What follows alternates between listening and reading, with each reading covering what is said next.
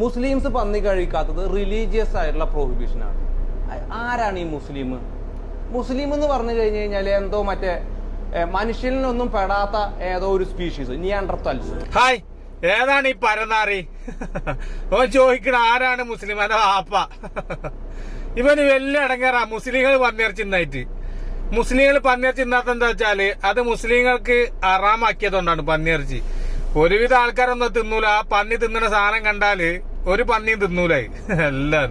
ഇവന് ഭയങ്കര അടങ്ങേറുണ്ട്. മുസ്ലിങ്ങൾ പന്നിയിറച്ചി തിന്നില്ല. പിന്നെ ചോദിക്കുന്നുണ്ട് മുസ്ലിങ്ങളുടെ റീജൻസിയോ?